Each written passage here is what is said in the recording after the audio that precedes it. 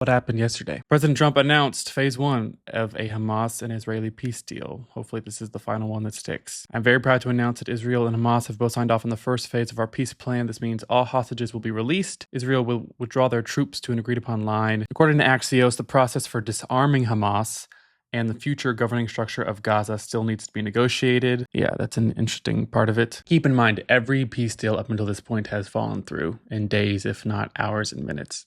I hope to God this is the one that sticks. How did this happen? He said to BB earlier this week, this is your chance. He has to be fine with it. He has no choice. With me, you have to be fine. Donald Trump has said horrific things about the people in Gaza and their land over the past few months and years. 85-90% of the time, he is a complete moron on the world stage with foreign relations, with diplomacy. But when he's convinced of something, good or bad, in this case, it's achieving something good, he often gets it done. Usually this persistence that he has to achieve things is driven toward absolute waste of time or terrible things, terrible uses of time and money and power that he has. But this time I have to give him, if this holds, and this is a true peace deal that frees the hostages, brings some sort of peace to the people of Palestine, I have to give him credit because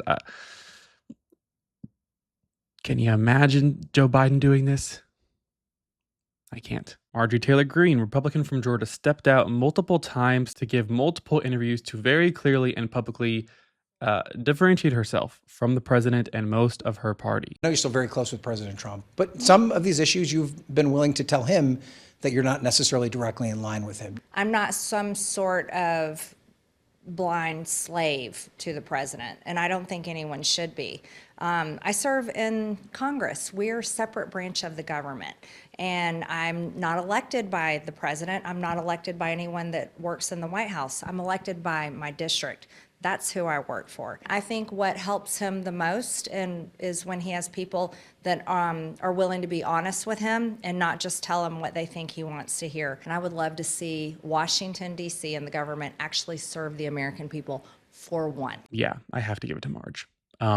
This is all I have ever, well, no, this is the bare minimum. But in the era of Trump, this is all I have ever wanted from the GOP because it's all I rail about against them. Most of them seem to have forgotten, or they're too sissy. They're not blind slaves to the president, and nobody should be to the party. Congress is a separate branch of government. What a novel idea, Marge. I love that. What a great idea. It's Congress's job to check the executive branch, to oversee the executive and the judicial branches, not to just la-di-da let them do whatever the hell they want. I work for my district, not the president. Like,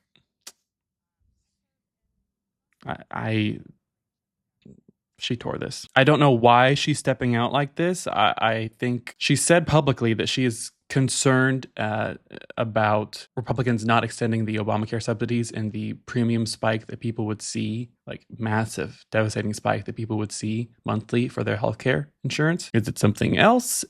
She's also been railing quite a bit publicly about the Epstein files and her commitment to seeing the truth there. Does she know something that we don't know? I don't know, but God, like I hate to give it to her. I hate to say it, but Marge has been making some points lately. The thing about Marjorie Taylor Greene, at least, she is no Lauren Boebert. Lauren Boebert has 2 brain cells, and one of them is thinking about the next time she can get it on in public, and the other one is thinking about which AR-15 she wants for Christmas from Santa. At least Marge is calculated. You tell Lauren Boebert to be calculated, she'll pull out a calculator. We'll see what this lady does next. I don't know. She's making some sense lately. It's kind of crazy. Former FBI director and one of Donald Trump's least favorite people of all time for no reason, James Comey, had his first court date yesterday. Comey pleaded not guilty, of course. If you need a reminder, a fact check, some context, the reason that Donald Trump hates James Comey is because when Donald Trump took office the first term, he was in a meeting with James Comey and basically winked and nodded and asked James Comey to offer up his blind loyalty to Trump and do whatever Trump asked of him. And James Comey said, no.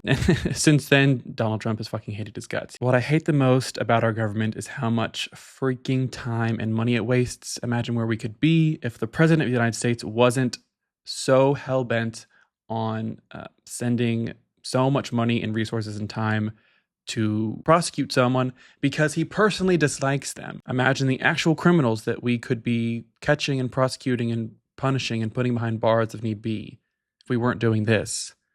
Imagine what Donald Trump himself could be accomplishing in the Oval Office if he weren't thinking day and night about how he can punish people who have been mean to him in the past. And finally, the Wall Street Journal revealed yesterday that Donald Trump, on September 20th, the message he sent out into the world via True Social to Pam Bondi, urging her to prosecute the former FBI Director James Comey, was meant to be a direct message.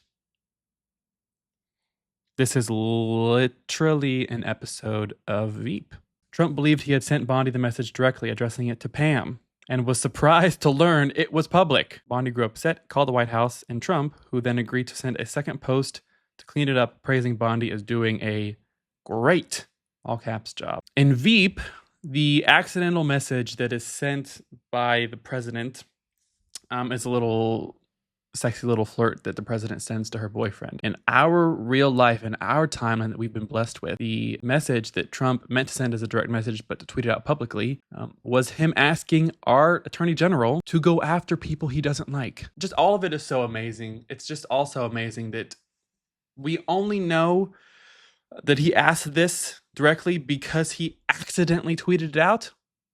That is insane. Also, we were lectured to Kingdom Coming Back that Joe Biden and Kamala Harris, if they were allowed to retake the White House, would do nothing, stop at nothing to prosecute their political enemies.